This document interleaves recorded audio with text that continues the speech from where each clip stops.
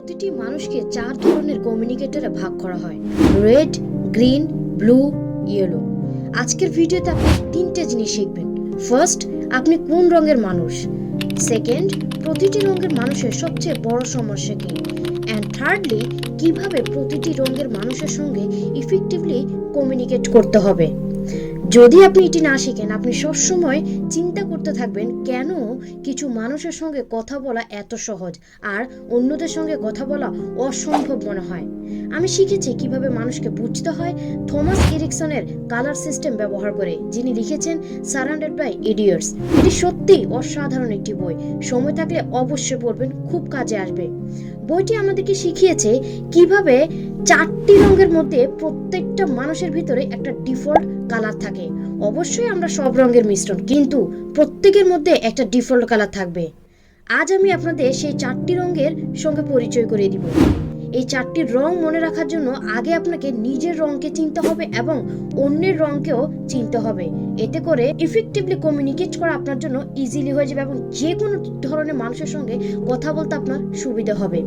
Red, they are basically bold, decisive, competitive, result driven. Yellow, social, talkative, creative and optimistic. Green, they are calm, supportive, reliable and extremely passionate. And finally blue, they are precise, detail oriented and critical thinker. আপনি এখনো নিশ্চিত নন কোন রঙের মানুষ আপনি, তাহলে নিজেকে নিচের 2টি প্রশ্ন করুন। আপনি কি বেশি ইন্ট্রোভার্টেড না এক্সট্রোভার্টেড? যদি আপনি ইন্ট্রোভার্টেড হয়ে থাকবেন, either you will be blue or green. আর যদি আপনি এক্সট্রোভার্টেড হয়ে থাকেন, ইউ উইল বি রেড বা ইয়েলো। সেকেন্ড কোয়েশ্চেন, আপনি কি বেশি লজিক্যাল না ইমোশনাল? যদি লজিক্যাল হয়ে থাকেন তাহলে আপনি গ্রিন অথবা রেড, আর যদি আপনি ইমোশনাল হয়ে থাকেন তাহলে ব্লু অথবা ইয়েলো। এই প্রক্রিয়া এলিমিনেট করে সহজে আপনি আপনার রং বা কালার চিহ্নিত করতে পারেন। চলুন আমি নিজেকে উদাহরণ দিই। আমি কি ইন্ট্রোভার্টেড নাকি extroverted? Obviously I am extroverted. এর মানে আমি red or yellow. Second question, আমি লজিক্যাল না ইমোশনাল? আমি ইমোশনাল। এর মানে আমি ব্লু বা ইয়েলো। সো এখানে আমি কোন রঙের? ডেফিনেটলি ইয়েলো, যেহেতু ইয়েলো 2 টাইমস এসেছে। আর হ্যাঁ, এটি আমার ইথনিসিটির কারণে নয়, ডেফিনেটলি এটি আমার কালার প্রোফাইল অনুযায়ী। আমাদের অনেকের মনে প্রশ্ন, কেন কেউ নীরব থাকে আবার কেউ ননস্টপ কথা বলে? কেন কেউ সবসময় দেরি করে আবার কেন কেউ সময়ানুবর্তী? কেন আমরা কারোর সঙ্গে ইজিলি মিশতে পারি আবার কারোর সঙ্গে মিশতে গেলে খুব বিরক্ত অনুভব করি? এই সবই কিন্তু আমাদের বিহেভিয়ারের পার্থক্য থেকে আসে। বেসিক্যালি বিহেভিয়ারকে প্রভাবিত করে 2টি রিজনস বা 2টি ফ্যাক্টরস। নাম্বার 1, ইন্টারনাল ফ্যাক্টরস, যেমন মানুষের পার্সোনালিটি, ক্যারেক্টার এবং তার মানসিক ধরন। সেকেন্ড, এক্সটার্নাল ফ্যাক্টরস, আমাদের এনভায়রনমেন্ট এবং সিচুয়েশন। আমরা কিন্তু আমাদের আচরণ সবসময় পরিবর্তন করি। আমরা অলওয়েজ একটা মাস্ক পরে থাকি পরিস্থিতি অনুযায়ী। সুতরাং কার সঙ্গে কথা বলার সময় এইটা গুরুত্বপূর্ণ নয় যে আপনি যা বলছেন সেটা, বরং কিভাবে শুনছে বা সে কিভাবে বিষয়টাকে নিচ্ছে সেটাকে ডিপেন্ড করে। যদি আপনি কাউকে ভালোভাবে বুঝতে বা তার সঙ্গে ইফেক্টিভলি কমিউনিকেট করতে চান বা আপনার কথাগুলো তার মধ্যে প্রভাবিত করতে চান, আপনাকে 3টি জিনিস জানতে হবে।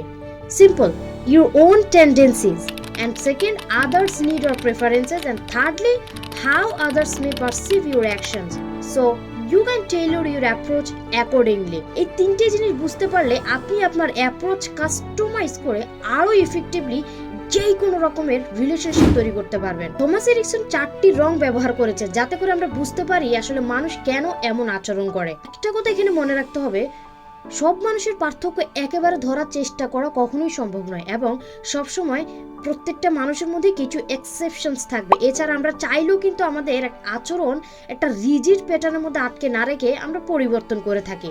আপনাকে একটা ইন্টারেস্টিং তথ্য দিই, কেবলমাত্র 5% মানুষের একটা ডমিনেন্ট কালার থাকে, এন্ড অধিকাংশ মানুষের 2 বা 3টা ডমিনেন্ট কালার থাকে।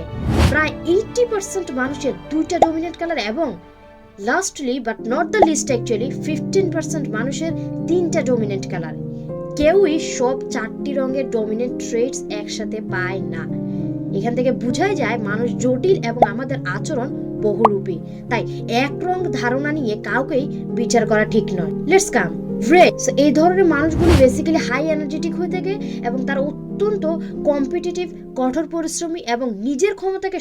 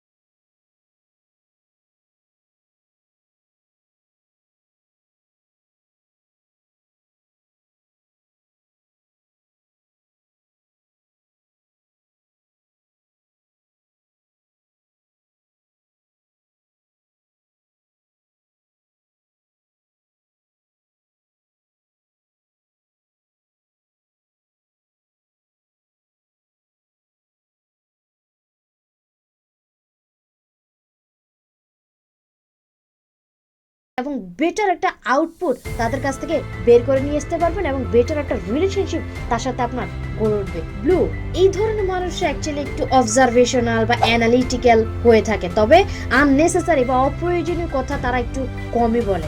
তারা একটু স্লো হতে পারে কাজের ক্ষেত্রে এবং একটু ক্রিটিক্যাল মনে হতে পারে বাইরের দিক থেকে আপনার কাছে।